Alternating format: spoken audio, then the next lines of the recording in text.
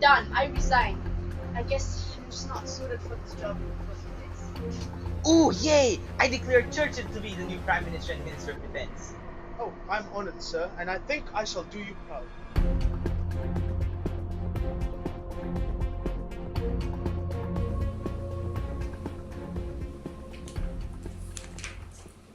Sir Winston Churchill was born November 30th, 1874 to a wealthy family.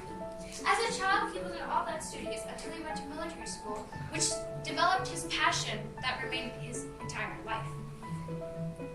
He then fought in World War I as a soldier and as a war correspondent for the Morning Post.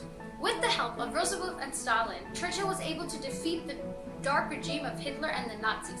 He is remembered for successfully leading Britain through World War II.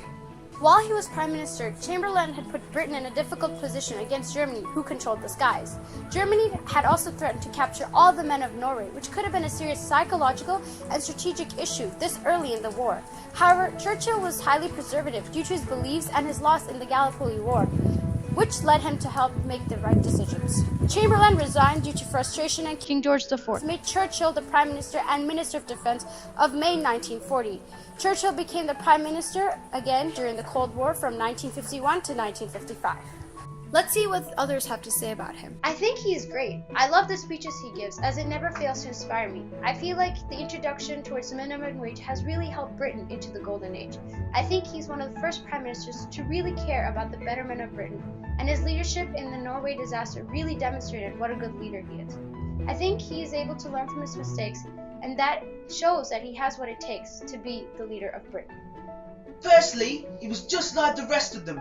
He was a racist, a homophobe, and a massive conservative, which is not good for this new world, which is constantly experiencing change.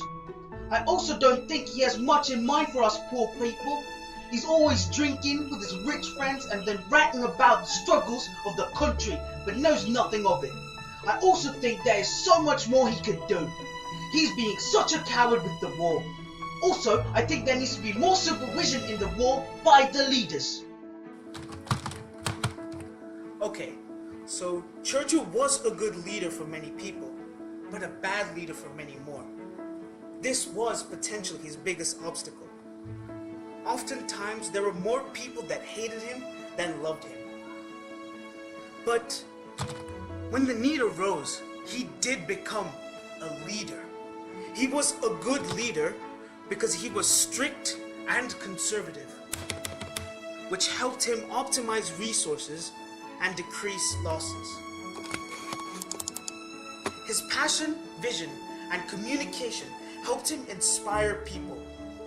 On the other hand, he was disliked as a leader because of his vision.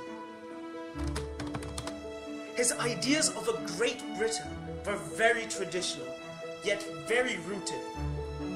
In a war, people needed a leader they can follow fully, and his communication and vision allowed people to do so. However, in times of peace, people would need a more liberal leader that is open to change, which is why he was voted out after the war. What kind of a people do they think we are? Is it possible they do not realize that we shall never cease to persevere against them until they have been taught a lesson which they and the world will never forget? Churchill was a charismatic and transformational leader, as he clearly communicated his vision and was able to inspire many people and help them realize their goals. He always wanted his followers to be involved in the accomplishment of the mutual goal, which is why he articulated the importance of the goal within his speeches. He took input from everyone and encouraged participation in the realization of the long-term goal, which also made him a democratic leader. Due to his high motivation and charismatic leadership style, it made it hard for others to collaborate with him. When Hitler was ready to invade Britain, Churchill was the only person in that the public trusted due to his beliefs and inspirational speeches. The main architect of the Norway campaign, Neville Chamberlain, had been responsible for the many mistakes of the campaign, and was the main beneficiary of these political events.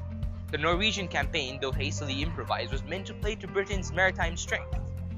There were strong echoes of the Dardanelles and Gallipoli, and Churchill learned from his mistakes and prevented Britain from spending all their resources in a campaign they would have ultimately lost. This was another accomplishment which led to his prime ministership and his success as a World War II leader. Another accomplishment for Churchill was bringing together Roosevelt and Stalin to fight the Axis forces as the Allied forces. This had massive implications in the future world of politics and the peace treaties created in the Yalta Conference, which helped Germany create a less extremist foreign policy. The British economy was not supporting the poor, making their lifestyles rather difficult. Winston Churchill joining politics may have been one of the greatest things to happen to the British economy. He created the minimum wage, labor exchange, and unemployment insurance, not to mention the people's budget, which taxed the rich more to make the minimum wage possible for the lower class people. On January 24, 1965, Churchill died. He was 90 years old. Half a century on from his death, Churchill is certainly considered by many to be the greatest British man. But his legacy didn't always look so secure. From trouble at school to errors in the office, Churchill's path to greatness was often a rocky one. He changed the political and economic status of Great Britain as he developed the minimum wage policy and developed the treaties with Allied forces, which shaped today's world politics. His name is engraved into time, and he's forever remembered as one of the greatest world leaders that has ever walked the earth.